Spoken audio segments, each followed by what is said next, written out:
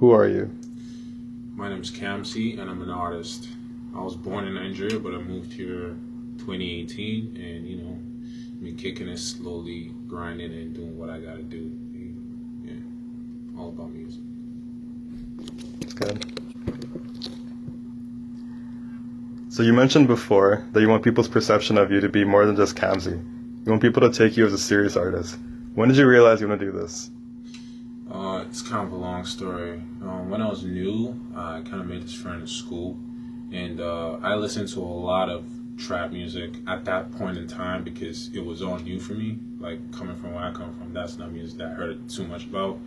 And I was into all the lils that existed at that era. I was listening to that shit, and he was like, man, that's not really good. And I felt offended, and he was like, listen to NWA. And he was Spanish, and I was like, what's NWA? And he was like, you with an attitude. I was like, what that?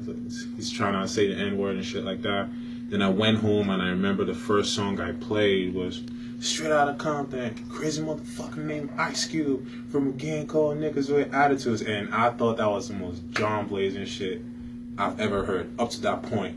And I came back to school, hadn't listened to that, listened to a few Snoop Dogg and a couple songs here and there you grew up listening to, but you never really pay attention to the lyrics.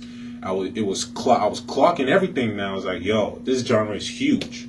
So, a lot of people be like, yo, why not Afro music? But I've always listened to African music, and that's who I am in my blood. But that never inspired me to pick it up and jot it down. Hip hop did. So from that point on, discovering Big L, Pac, Eminem, Big L, like Big Pun, all this cannabis, all this underground artists, and learning the history of music itself, that was like, it's fascinating. It took off, and up to that point, we just writing, and like me and him will always play a lot of basketball, do a lot of miscellaneous shit, but go back to the studio and just freestyle over YouTube beats, on and on and on and on until, after school stopped, COVID hit. It was kind of like a great stop for me, which in hindsight should have been the best reason for me to pick it up. But after that was over with, I started taking it more seriously and start producing my own shit as opposed to getting it off of YouTube. Started writing instead of biting other niggas. Started feeling more confident in the shit I was doing. I was like, niggas won't fuck with this, but it's okay. I'll just keep doing it. Yeah, that's kind of like the origin. Cool. That was good. So what's the meaning behind your alter ego, O3 Baby, and what's the significance behind it? That's just kind of something I came up with. It has a little to do with like the ego and like, if anyone in my generation could do it, why not me? Mm-hmm. More or less the voice of, all the niggas, like, we all came up together, we all experiencing the same things. Like, what you feel, I feel it too. But maybe you don't have the courage to speak it up. I'll say it for you. I'll take the heat for you, that sort of thing. And even expanding more than that, I'll do for like an entire generation, Gen Z, you know what I mean? And a lot of us who feel like we're the middle child, between the one that came before us and the little niggas who's like the jits. We're kind of like, we ain't like that and we ain't like you guys, but we're here. And, we kind of feel no one can relate to us, all of that. So the O3 Baby is kind of like the forerunner, like the nigga who's in front for a whole community of people born that year and that generation. So, yeah. Who are some artists that inspired you growing up? Hip hop wise, I would say Pac, J. Cole. I like producer wise, I say T minus. T minus is ill as fuck. Because I'm making my own music, so looking for inspiration. And Timbaland, Fela Kuti, all these guys, so it's here and there. Yeah. Pen game wise, J. Cole, it's super duper lyrical. Eminem, yeah. So you mentioned taking inspiration from Fela and Timberland. How do you blend these people together and create your art? Naturally, I've always resonated with African music. That's why I grew up in. I grew up in a church, actually, so church music is what I know to be home. But like if you go to any Nigerian African church, it hits close to home. But because hip hop birthed my imagination, I can't never stray away from that. I can only pull influences from here and there. But I think in my own mind, like whenever I'm writing within flows and cadences that is similar to the African rhythm and the pattern of like the talking drums or the percussion. But the drums will always remain hip hop or trap or boom bap or whatever you say. But like the flow, the way I say it, it's always natural to who I am, which is an African. So I'm pulling from both sides extremely and trying to make them work in some sort of way. Your first mixtape was no silver. Your first mixtape was no silver medal to survival. Looking back at that project, what was the ultimate lesson you were trying to process and express through your music? That was more of accepting the fact that there's no second place for you. In this world, there's no silver medal to true survival. If you want to make it out, you kind of have to be number one or you're forgotten. So that's me saying time is very, like, every second that goes by, your window closes. Just a second less, it becomes harder. A second less, it becomes harder. And that realization might either make you the worst person, or it might make you a better person because of that. So in my mind, I'm like, okay, there's no second place. I have to be number one. I have to grind this shit out. So you actually have to move and walk like, this is it.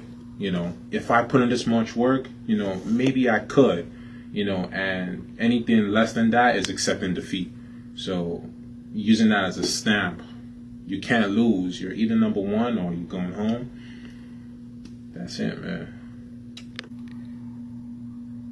You compare the transition from your past work into this new era to Prince's party like his 1999 mindset, something explosive and unrepeatable. What feels so urgent and unique about the specific moment in your life right now? Boredom, man. Like, I feel like a lot of the shit that I was doing before is it's too polished, it's too direct, too harsh, and I'm like, okay, maybe I just need to take a step backwards, because I like to think I'm not the same person that I was, like, even 2 or 3 months ago.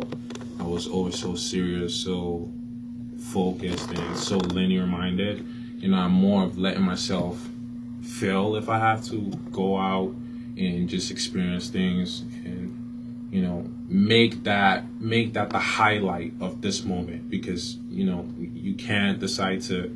Music should encapsulate the time that you're in, and I'm trying to encapsulate the time that I'm in, which is young, maybe, but, I'm having a time of my life, even though it's a struggle, even though I'm working hard, even though I'm sweating bullets trying to, like, make bread here and there, it's still fun. It doesn't have to be so serious, so this is a time that I'll never experience again. Whether or not it's successful, I will never be in this moment again, and, I should at least try to make that a happy moment, So I'm stepping back, those summer hits, summer jams, stuff that'll make you smile rather than things like you just have to sit and be melancholy all day, all night. I don't know. It's not a great approach to me, as per music. Music should touch your soul, but it should also be fun, in my opinion. Yeah, I'm more of like a fun era, like taking a step back and not taking anything seriously at all. Nice. All right, ready? Your next project, Shelf Life. What do you want people to expect from this? Very different sound in comparison to like my previous one.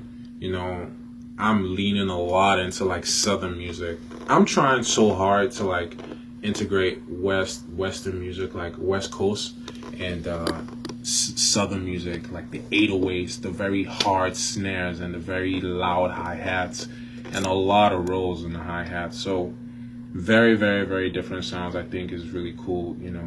A lot more relaxed, a lot more groovy shit.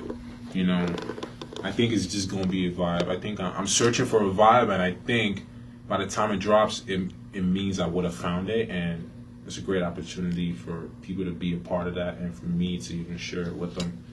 So yeah.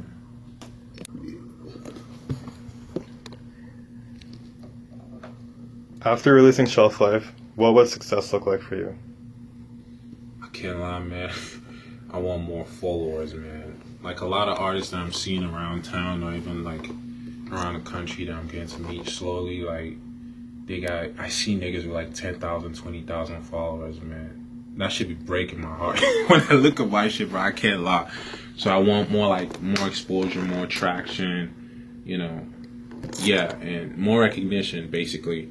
I want to be able to say, okay, I'm doing this right now, and have at least 50 niggas pull up, you know, whatever it is. I want to have that integrity, you know, people say, okay, I know him, I know what he does, and I respect what he does. We'll go see what that specific thing is all about, and we can trust at least that we're going to have a good time.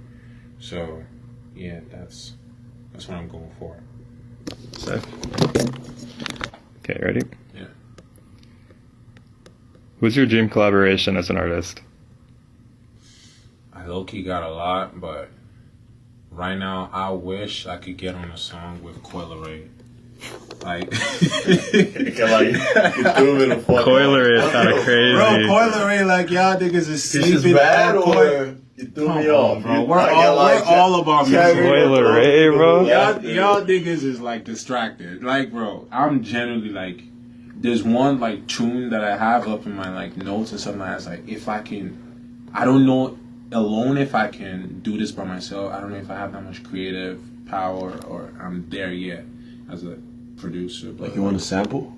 No, not a sample. Like, I want her to do a song. Like, I have this concept for like a song. Yeah. And I want her to. I can't think of anyone perfect. It would either be her or Glorilla. But I think Coil Ray is the perfect person. Yeah. Because Glorilla is kind of hard. Yeah. You know, I want someone who's soft enough but can't. Like singing type of shit, or Almost singing, but like that's still rap too. And she's sassy as fuck too. So I think it should be perfect for that.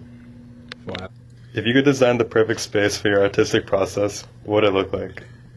I want I dream of like a few producers here and there, 2 or 3 producers just pumping beats, you know, a few artists in the back, consistently writing, you know, focusing not just on bars and verses, but also on songwriting, photographers, videographers, documenting all the works that we's doing, you know, promoters in the back, making sure that, you know, well, A&R is at least getting the word out about what we're doing and what we're about to do next without leaking or giving away too much of what we're doing. I don't want to go over 1 minute just because you said. Yeah. I was